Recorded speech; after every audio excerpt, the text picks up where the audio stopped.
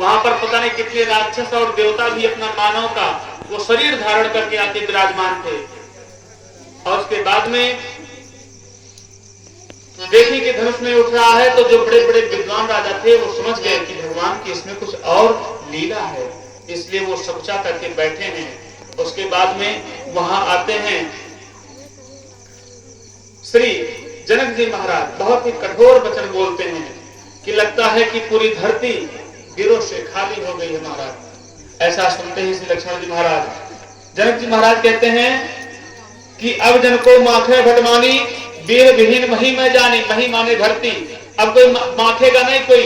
भटमानी माने भट माने बड़े बड़े भट, सुभट, महाभट, भटाभट, बड़े बड़े राजा आए थे वहां पर। ये सब राजाओं का एक अपना कैटेगरी है कि इस राजा इस लायक है, जैसे राजा है, महाराजा है, चक्रवर्ती हैं, तो इस प्रकार से चूड़ामणि चक्रवर्ती है और भी पद लग गया। इसलिए बड़े बड़े अब जन को माखे भटमानी, अब कोई भटमानी राजा यानी कि अपने मन में ग्लानि नहीं करेगा।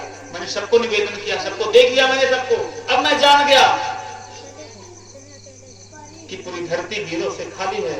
तब तक बोल पड़े क्या, माखे लखन कुटिल भय भावे, माखे लखन कुटिल भय भावे, रटपट भरत तनय नर सोहे, रटपट भरत तनय नर सोहे, कभी जनक जस अनुचित बानी, कभी जनक जस अनुचित बानी, विद्वान रघुकुल मानी, विद्वान रघुकुल जानी, सुनहु भान कुल पंकज भानु, सुनहु भान कुल पंकज भानु, कहाँ सुभाव न कछु अभिमानो, कहो स्वभाव न कछु अभिमानो, जो तुम्हारे अनुशासन पावो, जो तुम्हारे अनुशासन पावो, कंदुक इव ब्रह्मांड उठाओ, कंदुक इव ब्रह्मांड उठाओ, काचे घट जिम डारो खोरी, काचे घट जिम डारो खोरी, सको मेरे मोलत जिम तोरी, सको मेरे मोलत जिम तोरी, तव प्रताप महिमा भगवाना, तव प्रताप महिमा भगवाना,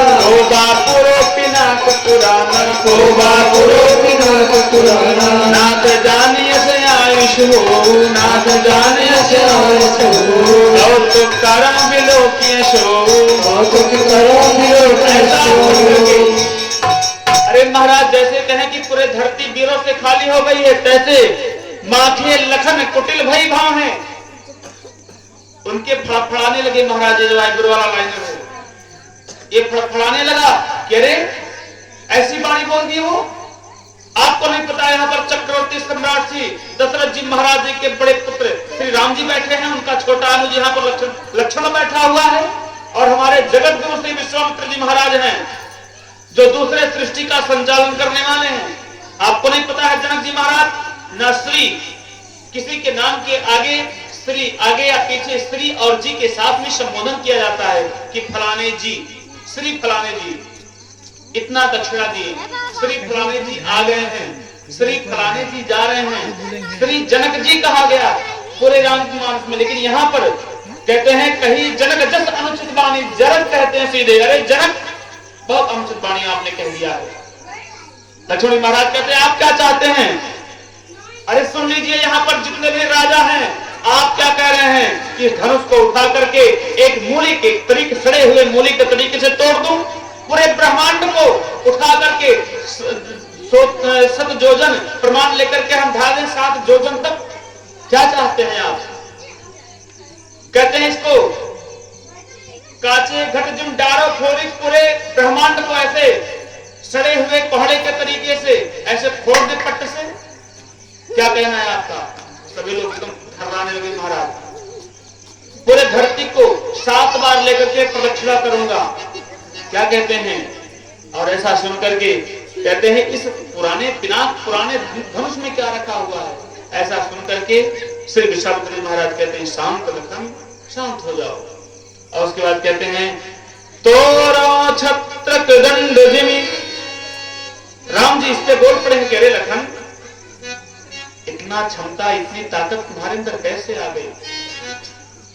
तब लक्ष्मण जी समझ गए कि अब भैया भी गुस्सा आ रहे हैं, कुछ अनुचित मैं भी बोल गया। तब कहते हैं तोरो छत्रक दंड जिमी तव प्रताप बलनाथ। ये आपका बल है, आपकी प्रताप है प्रभु।